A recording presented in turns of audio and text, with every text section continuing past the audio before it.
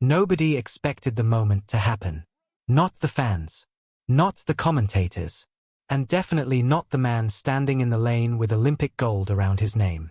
Before the race even started, Noah Lyles made it clear that he had no intention of giving up his place at the top. He had spent years building a reputation as one of the most successful sprinters on the planet, collecting world titles and proving himself on the biggest stages in track and field. To most people, this race looked like another opportunity for him to remind everyone who was still in charge. Then the gun went off. Within seconds, everything changed.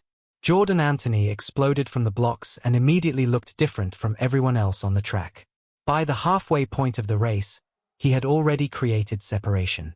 The crowd could sense something unusual was happening. By the time the finish line arrived, the result was undeniable.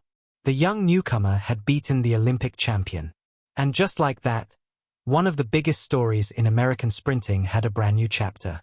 What makes the victory even more surprising is that Jordan Anthony was never supposed to become a sprint star in the first place. His original dream had nothing to do with becoming one of the fastest men in the world.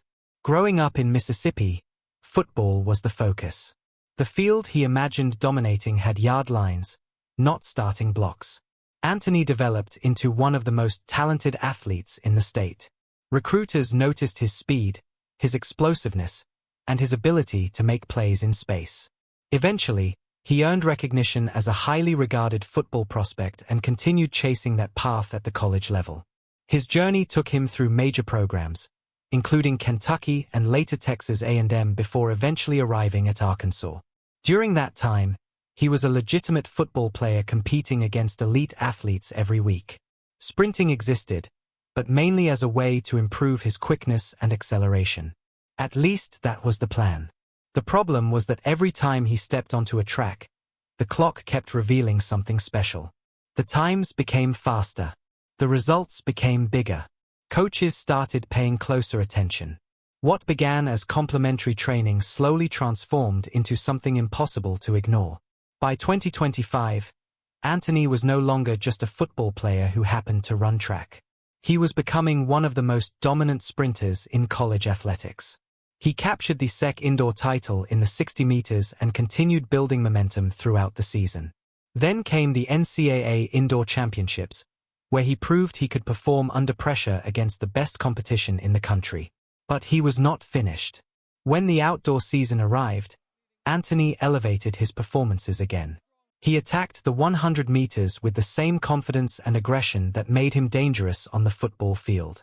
Race after race, he showed that his speed was not a fluke. The season eventually ended with him standing at the top of college sprinting. Winning both indoor and outdoor national titles in the same year placed him in rare company. Athletes spend entire careers trying to accomplish what Anthony managed in a single season.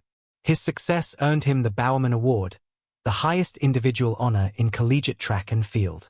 For someone who originally viewed track as a secondary sport, the achievement seemed almost unbelievable. Even Anthony admitted how strange it felt. A football player winning one of track and field's most prestigious awards sounded like something that should not happen. Yet there he was, holding the trophy and proving everybody wrong. Turning professional became the obvious next step. Anthony signed with Adidas and entered a completely different world. College success was impressive, but professional sprinting represented another level entirely. The margins became smaller. The expectations became higher. Every mistake carried greater consequences. To make the transition even more challenging, he joined a training environment filled with world-class athletes. Among them was Noah Lyles. Every day brought another opportunity to learn from one of the most accomplished sprinters of the modern era. Training alongside Lyles meant seeing firsthand what it takes to compete for Olympic medals and world championships. It also meant there was nowhere to hide. Every workout became a test. Every sprint became a comparison. Every day provided a reminder of how much work remained. For a young athlete entering the professional ranks, it was the ultimate learning experience. The beginning of his professional career did not unfold perfectly. Early races produced mixed reactions. Some observers questioned whether the transition from college to the professional level would be as smooth as many expected. When Anthony finished behind several competitors at the Milrose Games, critics immediately appeared. That is how sports work. One disappointing result can generate endless doubt. People began wondering whether the hype surrounding him had arrived too early. Others suggested that professional competition would expose weaknesses that college races had hidden. Anthony heard the noise. Then he responded the only way elite athletes can. With results. Less than 2 weeks later, he stepped onto the track at the Tyson Invitational and delivered a performance that forced everyone to pay attention. He stormed through the 60 meters in 6.43 seconds. Suddenly, the conversation changed. The same people who had been questioning him were now discussing him as one of the fastest men in the world. Because that is exactly what he had become. The performance placed him at the top of the global rankings and transformed him into a legitimate contender heading into the USATF Indoor Championships. Now the stage was set. The field featured experienced stars. It featured proven champions. Most importantly, it featured Noah Lyles. The matchup carried extra intrigue because of their shared training connection. They knew each other's strengths. They understood each other's habits.